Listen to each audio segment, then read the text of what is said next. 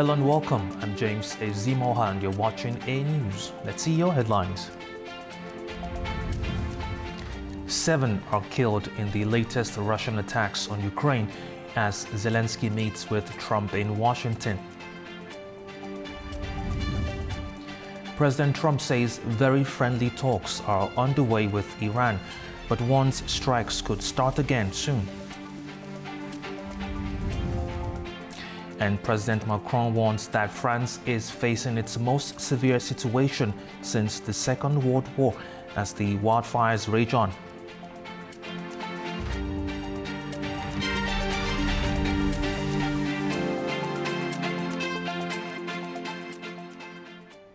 Russia has condemned a Ukrainian drone strike in the Caspian Sea, labeling the attack on a commercial vessel a direct assault on Iran. While Kyiv insists the ship was carrying military cargo, the Kremlin says the incident proves Ukraine is becoming a broader regional threat. The Kyiv regime blew up an Iranian trade vessel in the Caspian Sea. That was an attack on Iran.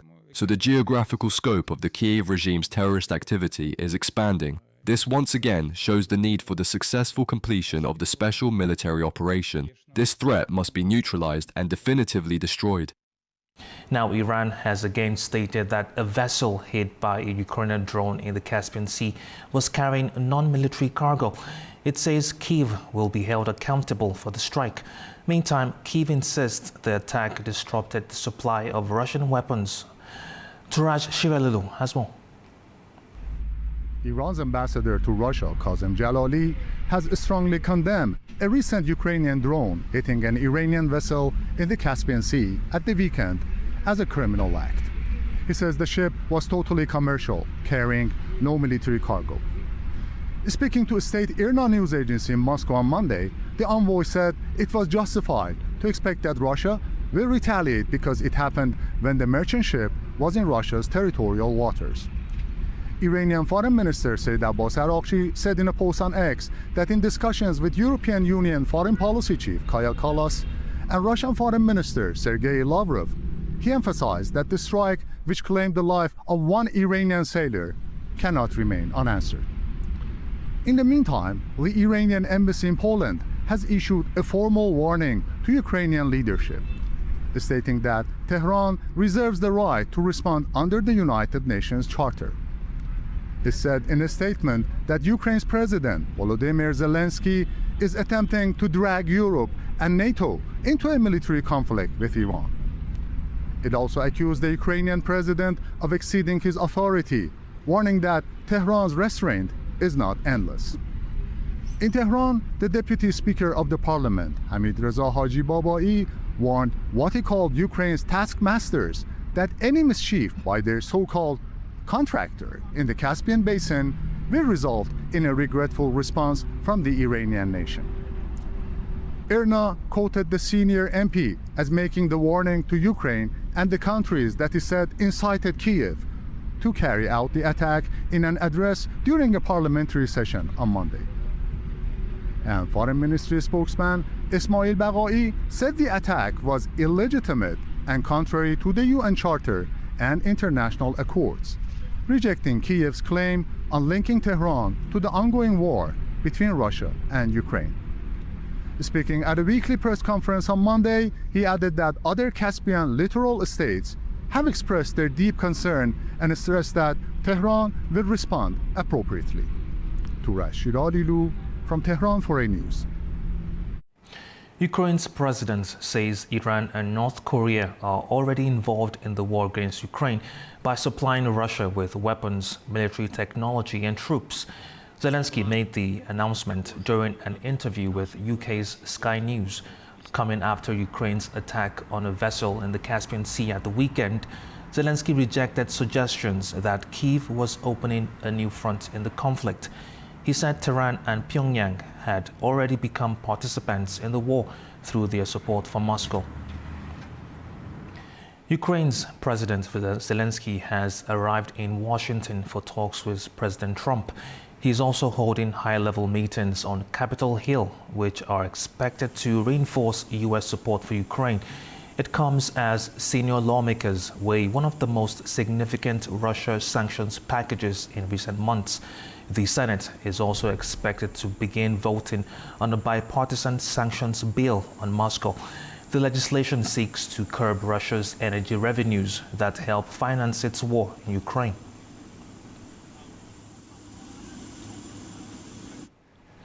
At least 7 people have been killed and more than 20 injured in the latest strikes in Ukraine's eastern Donetsk region. Ukrainian officials say frontline areas came under drone and artillery attacks, damaging homes and civilian infrastructure. Russian officials also reported a Ukrainian drone strike that killed 1 person in eastern Ukraine, while Moscow said its forces hit 2 Ukrainian vessels in the Black Sea. Now let's bring in Andrei Ordinovich, retired colonel with the Armed Forces of Ukraine, joining us from Kiev. Good to have you, sir. Good afternoon. Thank you for inviting me. Now, we've seen many diplomatic initiatives since the war began. What makes the latest visit to London and Washington different?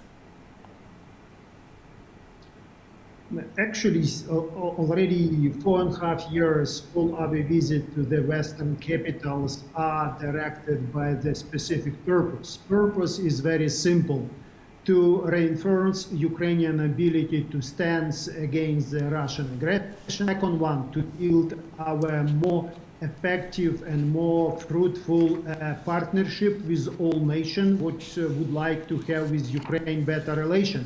And those and 2 trips of our president to London and Washington is not very much different from previous month, but maybe are conducting under the more different circumstances. Visit to London is directed to reaffirm our strategic partnership in accordance with the 100-year agreement of the partnership with London. It's also related to the some new shelf government in both countries, in Ukraine and in UK, and to get the confirmation about the commitment of both nations to this strategic partnership. But actually, the results, what we can see for the short visit, is impressive. First and foremost, for the diplomatical line of efforts, it was confirmed our strategic partnership. For the military line of efforts, 2 better developments, one related to the capabilities in the electronic warfare. The government of UK issued the specific equipment which will allow us to be more effective using our UAV. And second one, the president and premier visited our troops, which been concluded the multinational exercise Sea Breeze 2026 with very positive developments. Our HQ, first Mine Countermeasure Division HQ, was certified for NATO Level 2, which are fully combat capable to operate in the international environment, even to control some NATO troops in this field of activities. Also, our 2 ships was certified for Naval NEL 1, NATO self-evaluation, NATO evaluation, which picked up for the communication and standard that we are able to follow the all NATO standards in the mine countermeasure with these 2 ships, but only they are not yet fully capable to do independently. And secondly, or thirdly, military authority been very much satisfied with level attitude of Ukrainian sailors for the exercise and their service to Ukraine. Now, what concrete outcome should Ukraine be looking for from President Trump's meeting with Zelensky?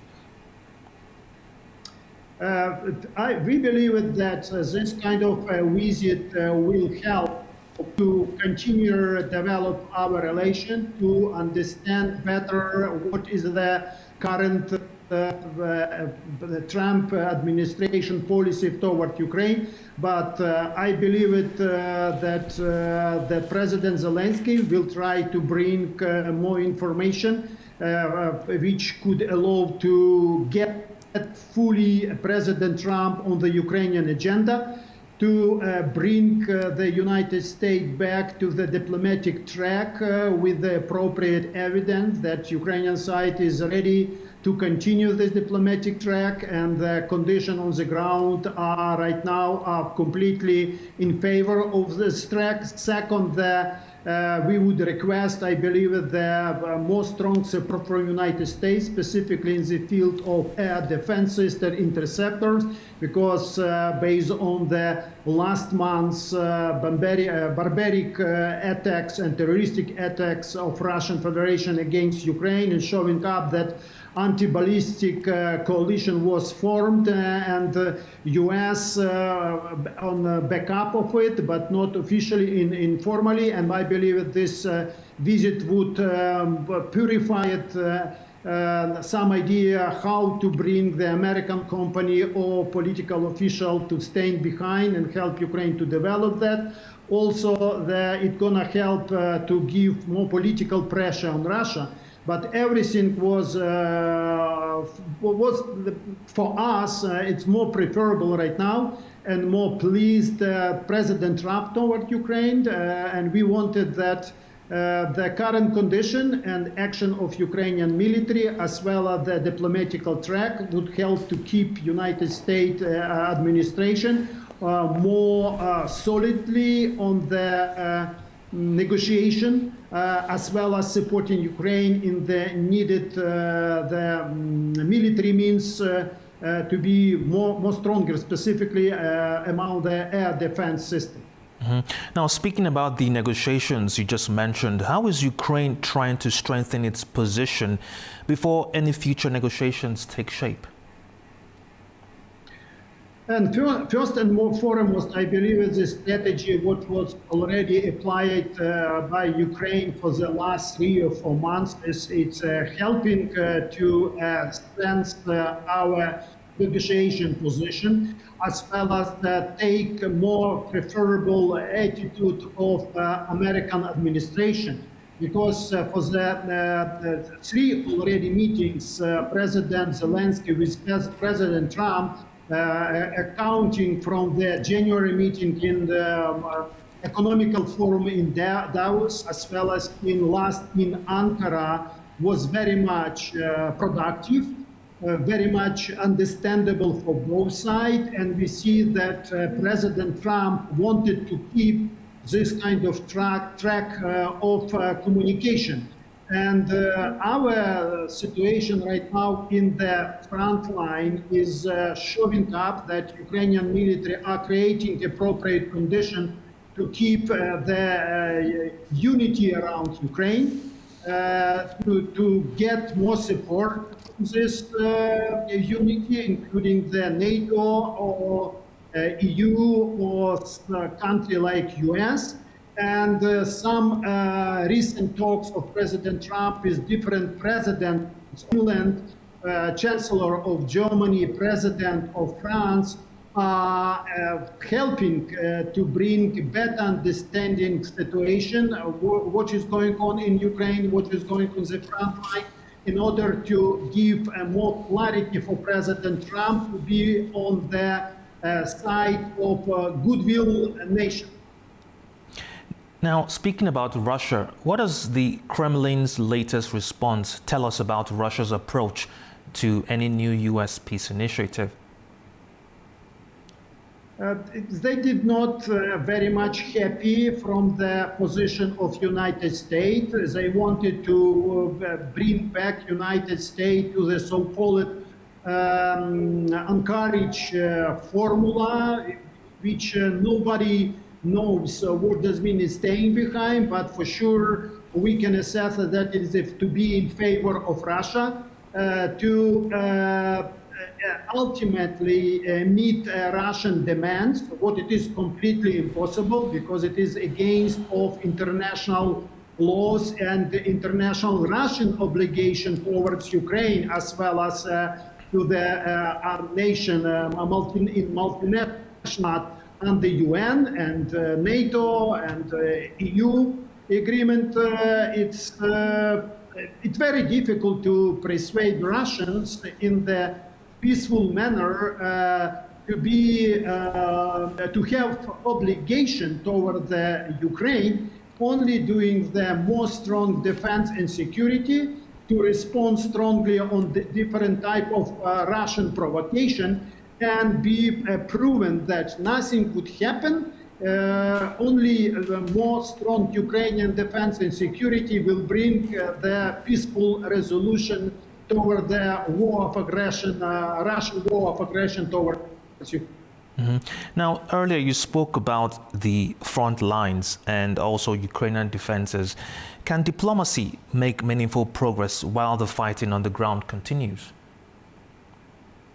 I believe it, yes, because diplomacy, it is a first tool which is supposed to be a step forward in order to avoid any military conflict. But when military conflict is going on and aggression unprovoked, unjustified towards Ukraine, diplomacy could play even more bigger role. And US here are the most powerful country which have the global interest to keep peace and security and prosperity in the globe. They could have a positive effect on Russia for sure. But in the same time, as everyone on the globe saying that the best provider of peace for Ukraine is a more strong Ukrainian military or security defense forces, which would not allow to further provocation of Russia and bring Russia to the negotiation table. And I believe it personally, as a military officer with some decades of background, it is the right approach. Only strong and unshakable defensive position of Ukraine could help diplomacy to bring Russia to the negotiation table. Now, finally, sir, when these meetings are over, what single result will tell us they have genuinely moved Ukraine's position forward? I believe it would be decision to continue a NATO Pearl program more intensively. Second one, it would be agreement from the President Trump to talk to Russian president about the keeping the negotiation track.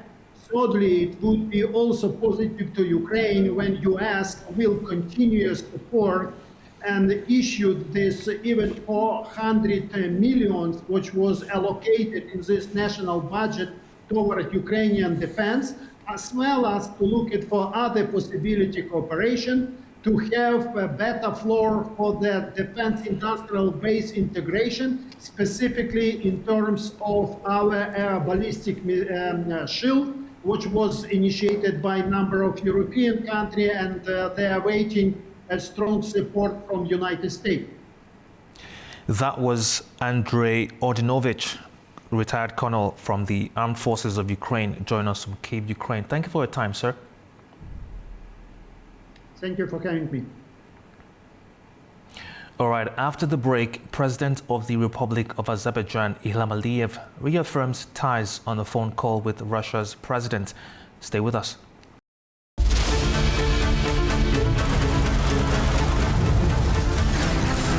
As America sleeps, Europe is waking, and the East has begun its day. A News is right here at the center, bringing you the latest stories as they break. I'm Nadia Jani, here with you each weekday morning to share latest world news and the stories shaping our region. Across all platforms and wherever you get your news, we explore the context behind the big headlines. Live from Baku, I bring you a diverse mix of regional and international news, sport and politics for you, an audience that wants a bit more. So join me Monday to Friday for the latest headlines, expert analysis and live updates from around the world. around the globe and live from Baku, this is Daybreak here on A News.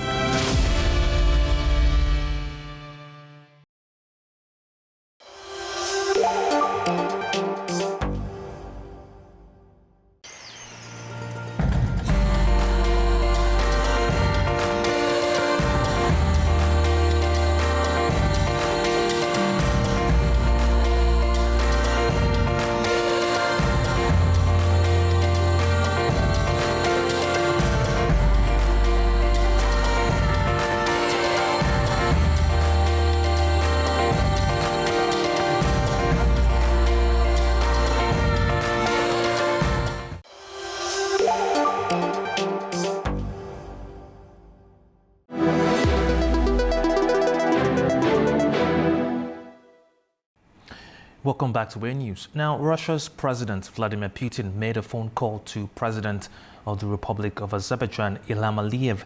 The leaders discussed key bilateral and international issues, noting the constructive nature of Russia-Azerbaijan relations and intensified intergovernmental dialogue.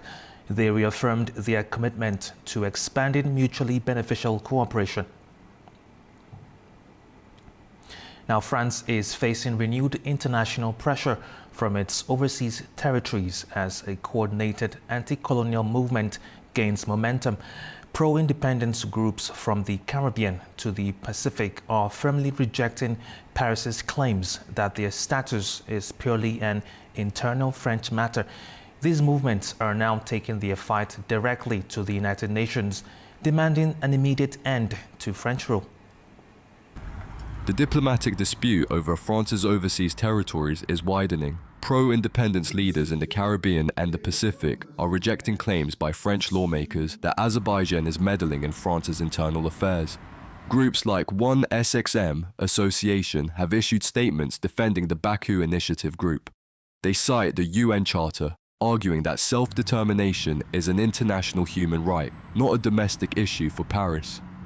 Escalating the dispute, José Jean-Pierre, a political leader in Guadeloupe, sent letters to French President Emmanuel Macron and the UN Decolonization Committee. He challenged France's authority over the regions, noting that territories like Guadeloupe and Martinique were integrated into France in 1946 without public referendums. Alongside political grievances, activists point to severe economic inequality and a pesticide scandal that affected over 80% of adults in the French Antilles. The movements have laid out concrete demands: official UN fact-finding missions, recognition as distinct nations, and immediate referendums on independence. The organizations are pressing Paris to formally end its administrative control over the territories.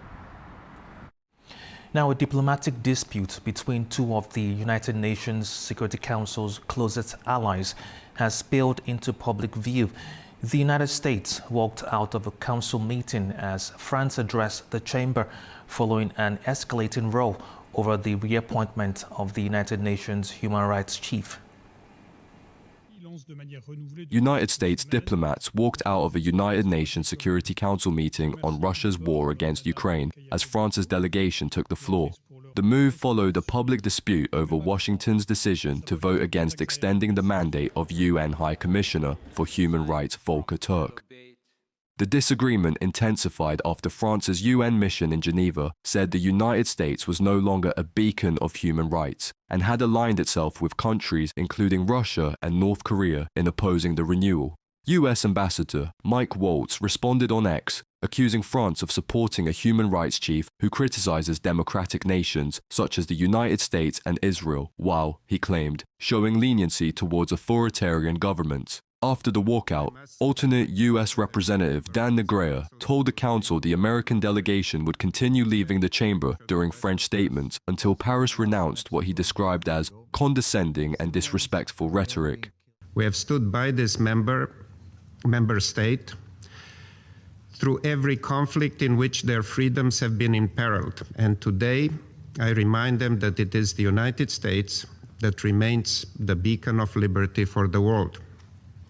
As such, we will not be affording them the benefit of listening to their politicized drivel until they renounce their condescending and disrespectful rhetoric and behave in a manner commensurate with their seat on this council.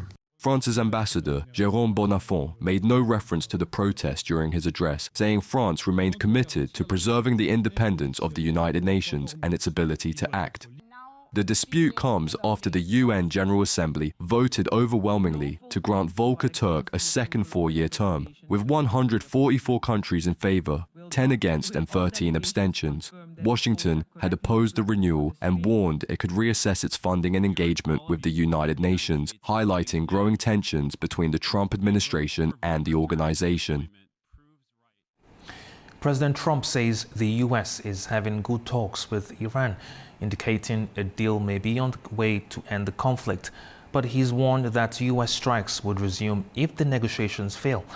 Meantime, Tehran has contradicted the claims, saying no direct talks are underway despite the current pause in military action. Esmo. US President Donald Trump says Washington is holding what he called very friendly talks with Iran and suggested a possible deal could be within reach. Speaking at a rally in Michigan, Trump argued that the military campaign had forced Tehran back to the negotiating table. No, you can't bribe them. You got to beat them, and we're beating the hell out of them. But we'll see how it turns out. Right now, they have very friendly negotiations going on. And by the way, how good is our Navy with a blockade? How good? Not one boat gets in. But Iran strongly rejected that claim. Foreign Ministry spokesman Esmail Baghaei said there are no direct negotiations with the United States. He accused Washington of violating previous understandings and said Iran would only act to protect its national interests. No agreement can be unilaterally implemented. This is natural. Therefore, Iran has ceased fulfilling its commitments. When the time becomes right, we will discuss future development directions. But one thing is certain, Iran will never compromise on its national interests and security principles. The US paused its strikes after mediating countries asked President Trump to allow more time for diplomacy. Iran has also stopped its attacks, following nearly 2 weeks of exchanges that effectively ended the ceasefire agreed in June. Markets reacted positively to signs of possible de-escalation, with oil prices falling more than 9% during Monday's trading before recovering some ground. Now, Saudi Arabia and Oman have reaffirmed the need to protect navigation through the Strait of Hormuz amid ongoing regional tensions. In a phone call on Monday, the Saudi and Omani foreign ministers discussed efforts to ensure safe passage through the strategic waterway. Meanwhile, Iran says it is holding separate talks with Oman on the Strait of Hormuz, describing them as bilateral discussions unrelated to the United States. Shipping activity remains limited despite a pause in US-Iran strikes. Now, Israeli Prime Minister Benjamin Netanyahu is also in Washington for his first face-to-face meeting with President Trump since the conflict with Iran began.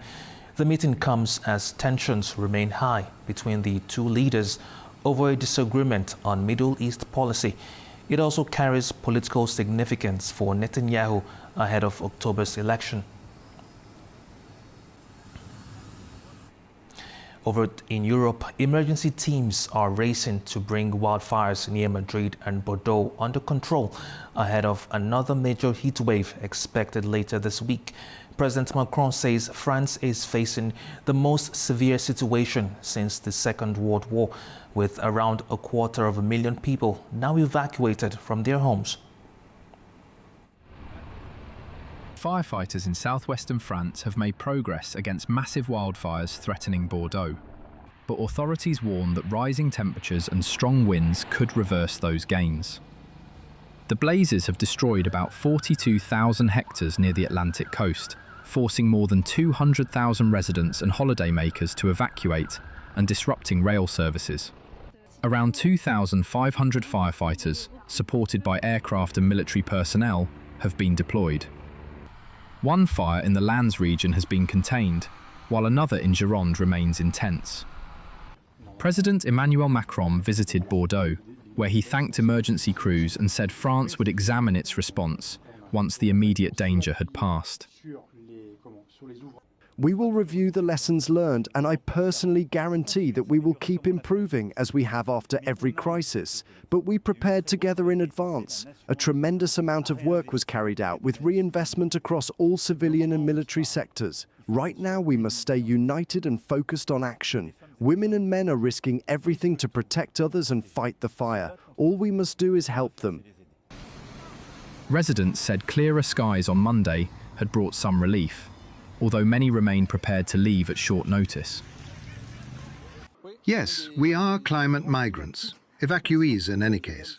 We evacuated the Cap Ferret Peninsula as early as Thursday evening. We came to take refuge in the Bordeaux area, and now we are waiting for a potential return. Every day we pray that we'll be able to go home. The crisis has also spread across Spain, where around 100,000 people have been ordered to evacuate or seek shelter. Several major fronts remain active, including a blaze in Avila, described as the largest in Spain's recent history. International crews and aircraft have joined the response as firefighters race to strengthen containment lines before another heatwave arrives later this week.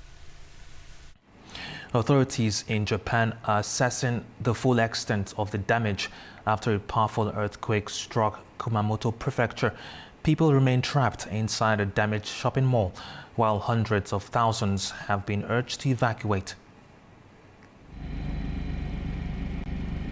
A powerful magnitude 7.1 earthquake has struck Japan's Kumamoto Prefecture, damaging buildings and roads, cutting power to thousands of homes, and forcing nearly 300,000 people to evacuate. Authorities are still assessing the full extent of the damage as aftershocks continue. Prime Minister Sanai Takaichi said emergency crews were responding to fires, collapsed buildings, and damaged infrastructure. Officials also said there have been no reports of problems at nuclear power stations. At the moment, no abnormalities have been reported at nuclear facilities, including the Sendai nuclear power plant. Reports on casualties and damage to property are still being confirmed. Hospitals have reported dozens of injuries, while firefighters say several people remain trapped inside a shopping mall after an explosion that followed the quake. Police fear there could be fatalities, although the number of casualties has not yet been confirmed. The earthquake also damaged Kumamoto Castle, where parts of its historic stone walls collapsed. How can I put it? I felt as if my body was hovering mid-air. So for a moment, I didn't realize it was an earthquake. It was only when I saw it collapse that it dawned on me that it was an earthquake. A tsunami warning issued immediately after the earthquake has since been lifted. However, authorities are warning residents to prepare for more strong aftershocks and possible landslides over the coming days. UN Secretary-General Antonio Guterres has arrived in Cyprus to reaffirm the United Nations support for efforts to reach a lasting settlement to the island's decades-long division. During his visit, Guterres met with Cyprus President Nikos Christodoulidis in Nicosia to discuss renewed efforts to advance the peace process. Guterres said the UN remains committed to supporting both Greek Cypriots and Turkish Cypriots in finding a solution, adding that peace must be built by the communities themselves. He also said a resolution to the Cyprus issue could have a positive impact amid wider regional challenges. Now, the United States ambassador to Turkey, Tom Barrack, says he held a productive meeting with Foreign Minister Hakan Fidan about bilateral cooperation and regional issues. In a post on X, Barrack said Washington values its partnership with Turkey and will continue working with Ankara on shared challenges and opportunities. No other details were revealed about the meeting. As well as being U.S. ambassador to Turkey, Barrack is also special envoy for Syria and Iraq.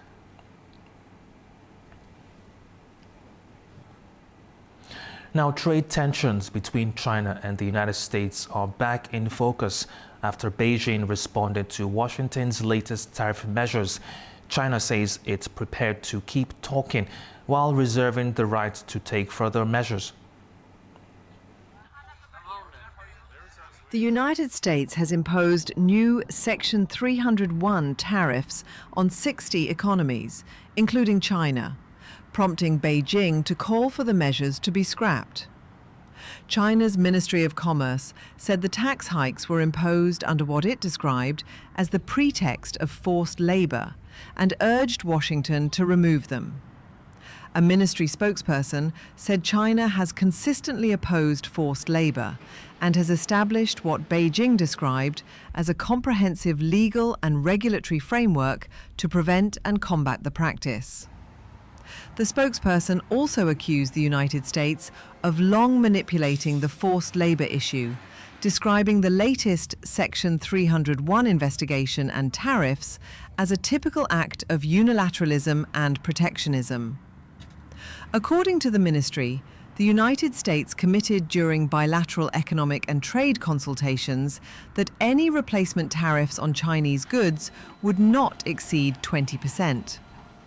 Beijing said the current replacement tax hikes stand at 12.5%, and that China's countermeasures against earlier US tariffs remain in effect. The spokesperson said China would continue to monitor subsequent US moves, conduct a full assessment of developments, and reserves the right to take all necessary measures.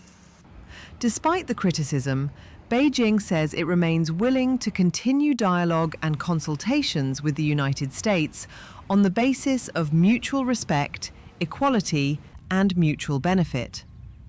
It also called on both sides to uphold the consensus reached during economic and trade consultations and expand cooperation to help build what it described as a constructive bilateral relationship of strategic stability.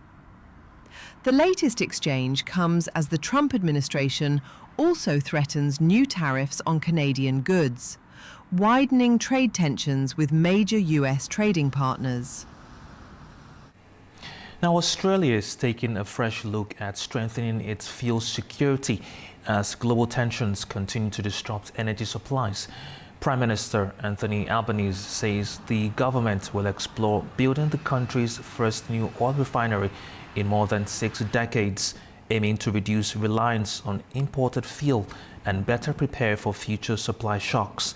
The proposal comes as the conflict in the Middle East highlights the risks facing countries that depend heavily on overseas energy imports. So I can't think of anywhere better than here, and building an oil refinery here on the west coast would obviously build our resilience as a nation, as well as particularly benefit Western Australia, which plays such a critical role in Australia's economy. So this will be, if it is successful, the first new-scale petrol refinery built in Australia since the 1960s. Now, South Korea's leading stock market has fallen nearly 11% amid a slump in chip-related tech stocks. Samsung Electronics and SK Hynix led the declines, falling by around 10% each, with investors rattled by mounting concerns over the cost of funding AI infrastructure and growing competition from China. The sell-off pushed South Korea's benchmark Kospi index down over 700 points in its worst trading session in 5 months. Now, over in Africa, an attack on a village in Nigeria's Kaduna State has left at least 30 people dead. Residents say gunmen struck overnight.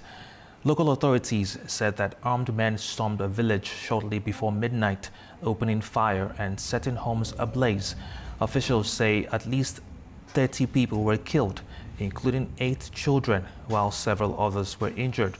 Residents say women, children, and elderly people were among the victims, and that security personnel arrived hours after the attackers fled. Now, still in West Africa, Nigeria and Ghana are stepping up pressure on South Africa following a wave of violence targeting African migrants. Both countries have condemned the attacks, with Nigeria demanding stronger action and Ghana continuing to evacuate its nationals to safety. Nigeria and Ghana are urging South Africa to do more to prevent xenophobic attacks. At least 98 Nigerians had been killed since 2022, and officials say at least 1,400 of its nationals have been evacuated. Meanwhile, Ghana announced the evacuation of around 1,000 more citizens.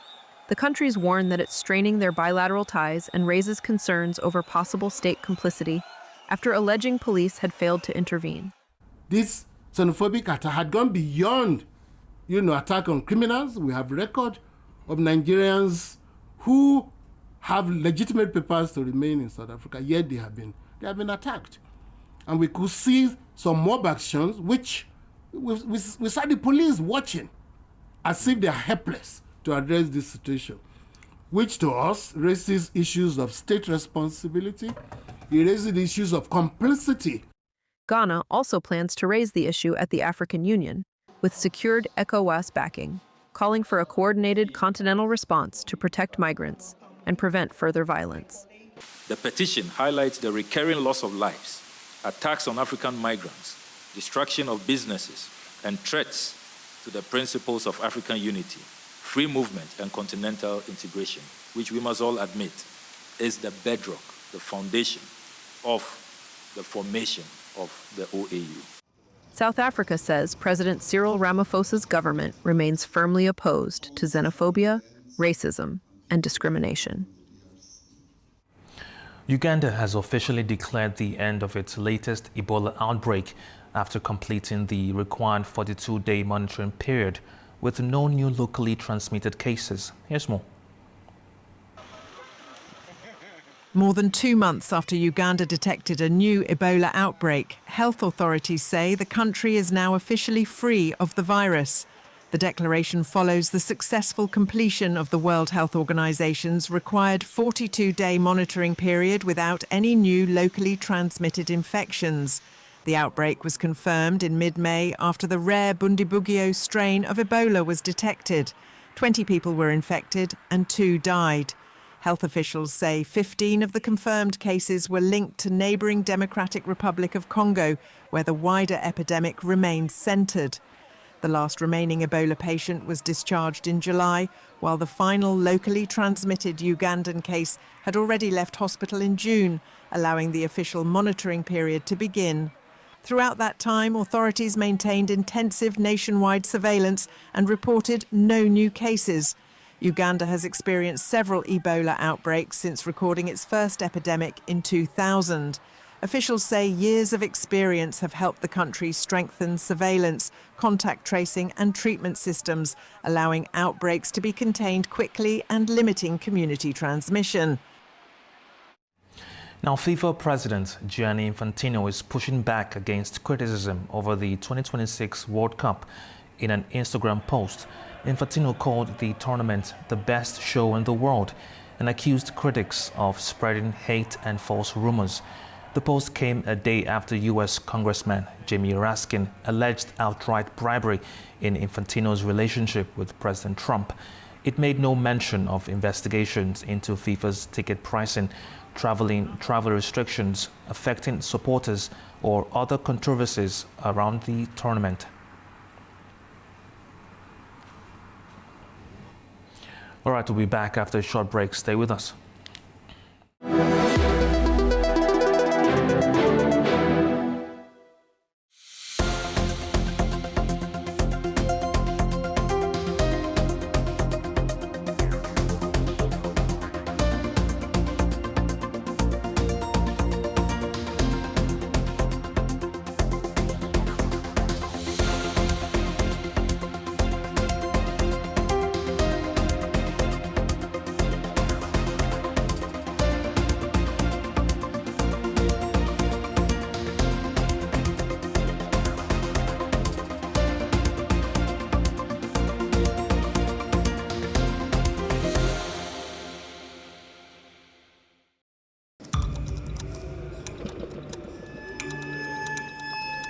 Inside Politics delves deeply into the heart of global issues shaping our world today.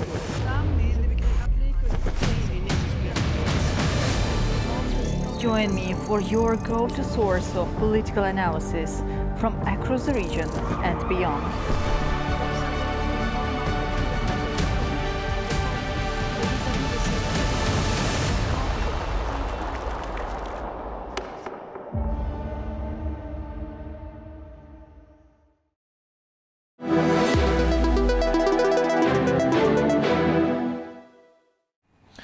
Welcome back to A News. Now, Kazakhstan has resumed oil exports through the Caspian Pipeline Consortium after operations restarted at the Black Sea terminal in Novorossiysk. The terminal was shut down last week over security concerns, forcing producers to cut output and temporarily disrupting one of the country's main export routes. Farza Kalamaziner has more. Kazakhstan has resumed oil exports through the Caspian Pipeline Consortium after shipments restarted at the marine terminal in Russia's Black Sea port of Novorossiysk.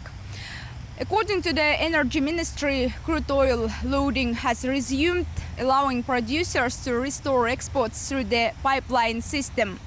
Officials say shipments will continue under enhanced safety measures and will depend on the security situation. The terminal was shut down last week. The ministry said the suspension was necessary to ensure the safety of vessels, their crews and the environment in the Black Sea. As a result, the oil producers temporarily cut output. And according to Reuters, Kazakhstan's daily production of crude oil and gas condensate fell by more than half to around 1 million barrels a day, compared with an average of 2.16 million barrels in June. The country accounts for around 2% of global oil production, while the Caspian Pipeline Consortium carries about 80% of its oil exports, making it the main export route for Kazakh crude. And following this disruption, the Foreign Ministry said any actions that undermine international trade, global energy markets or supply chains are unacceptable. Fariza Kalimurzina, Almaty, A News. Now, Uzbekistan and Afghanistan are deepening economic cooperation by signing trade agreements worth more than $200 million. Meantime, they are pushing ahead with new mining and energy projects. Tamim Bahis has more. Afghanistan and Uzbekistan are moving to deepen economic cooperation following a high-level business forum and talks on investment in the mining sector.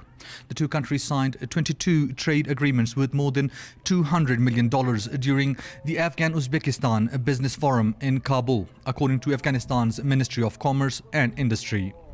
That event brought together Afghanistan's Minister of Commerce and Industry, Uzbekistan's Deputy Prime Minister, senior officials, and around 300 Uzbek business representatives. Both sides reaffirmed their commitment to expanding bilateral trade, with Afghanistan expressing hope that trade between the two countries could eventually reach $5 billion. Separately, Afghanistan's Minister of Mines and Petroleum met with Uzbekistan's Deputy Prime Minister and his delegation to discuss cooperation in the mining and energy sectors. The talks focused on the Kundalan copper mine, the Tuti Maidan gas project, and expanding Uzbek investment in Afghanistan's mining sector. The two sides also reviewed progress on previously signed agreements and stressed the need to accelerate their implementation. The meetings point to growing economic engagement between Afghanistan and Uzbekistan, with trade, mining and energy emerging as key areas of bilateral cooperation. Tamim Bahis in Kabul, A News. Now, Uzbekistan has secured a major cultural milestone with a landmark collection of 20th century architecture receiving international recognition. The designation highlights a distinctive design movement, local traditions, and the ambitions of a rapidly modernizing capital. Our correspondent, Sevil Rajapova, has more. 10 of Tashkent's most iconic modernist buildings have been inscribed on the UNESCO World Heritage List. During the 48th session of the World Heritage Committee in Busan, South Korea. The successful nomination, The Modernist Architecture of Tashkent, Modernity and Traditions of Central Asia, recognizes a collection of public, cultural, residential and engineering landmarks built during the second half of the 20th century. Behind me is the Friendship of People's Palace, one of 10 sites that have just been added to UNESCO's World Heritage List. Opened in 1981, the palace has long served as one of Uzbekistan's main venues for concerts, international forums and state ceremonies. Among the newly listed landmarks is also the cosmonaut Lar Metro Station, opened in 1984 and famous for its deep blue marble interiors and portraits of Soviet cosmonauts. The list also includes the State Museum of History and State Museum of Arts, two institutions that showcase the bold geometric forms and decorative elements characteristic of Uzbek modernism. The Tashkent Circus with its striking circular dome and the central exhibition hall, built to host major art exhibitions, also form part of UNESCO designation. The inscription also includes the Pearl Residential Building, the Palace of Cinema Arts and Choisu Bazaar, with its iconic blue dome, landmarks that remain integral to daily life in Tashkent. The only site beyond the capital is the Sun Heli complex in the Tashkent region, one of the world's largest solar research facilities when it was completed in the 1980s. Many of these buildings were constructed following the devastating 1966 Tashkent earthquake, when the city was largely rebuilt. Architects combine modernist design with traditional Central Asian architectural elements and climate-responsive features, creating a distinctive style that came to define the Uzbek capital.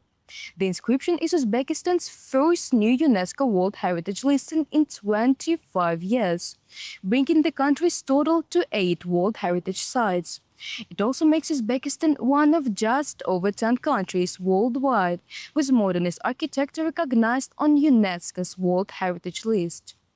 It is Steven Rajab reporting from Tashkent, Uzbekistan A News. Now, Chinese President Xi Jinping has met with Slovak President Peter Pellegrini in Beijing. The two leaders agreed to expand cooperation and give fresh momentum to bilateral ties. Our correspondent Abu Hayat Jafarova has more from Beijing. Chinese President Xi Jinping has met with Slovak President Peter Pellegrini in Beijing, with the two leaders agreeing to expand cooperation and give fresh momentum to bilateral ties. During the talks, Xi said China and Slovakia should build on their political trust while exploring new opportunities in artificial intelligence, robotics, the digital economy, and clean energy. He also called for closer cultural exchanges, easier travel between the two countries, and stronger coordination on global issues. Xi expressed hope that Slovakia would continue to play a constructive role in promoting stable relations between China and the European Union. President Pellegrini described China as key strategic partner and said Slovakia is ready to strengthen cooperation in trade, innovation, and investment. He also welcomed more Chinese companies investing in Slovakia, and he reaffirmed support for dialogue between the EU and China, as well as closer coordination with Beijing on global challenges, including AI governance. Abu Hayat Jafarova, A News, Beijing, China. Now, the second and final day of the ICECO Strategic Foresight event in Azerbaijan has shifted the focus from vision to implementation. Here's more.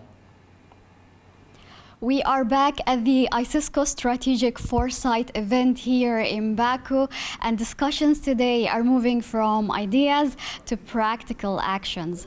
Representatives from ICESCO member states are taking part in workshops and structured sessions to identify regional priorities and help shape the final version of the Strategic Foresight Guide.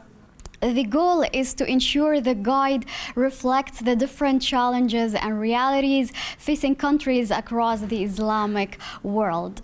So later through the day, the event concluded with the collective endorsement of the guide and the official declaration of the ICESCO Foresight Focal Points Network, marking another step toward strengthening long-term strategic planning. As we see from the current world and the realities that the world is changing so fast, so we have to be even more proactive in being prepared and strengthen the resilience of our societies for the possible future scenarios. Another important goal is to encourage people to ask good questions about the future. Not necessarily a structured or predefined questions, but the spontaneous questions asked freely about the future. I think this launch is a big opportunity for all of us in the Islamic world to meet and to exchange and get to know the experiences of our nations and our countries in knowing how they perceive strategic foresight. The vision is very important, but also another aspect is how to invest in people, human capital, to empower them, and because it's about prosperity of our people. While foresight should be at the core of planning and programming for public policy, and only then does it serve its purpose. The purpose being to reframe the strategic thinking of those who are developing policies and who are implied in its implementation. So this is it. This wraps up the 2 days of discussions with a shared focus on anticipatory planning and future preparedness. This was with you, Ruqayya Bashamaq, for A News. All right, that's all we have for now. Thank you for watching. Stay tuned to A News.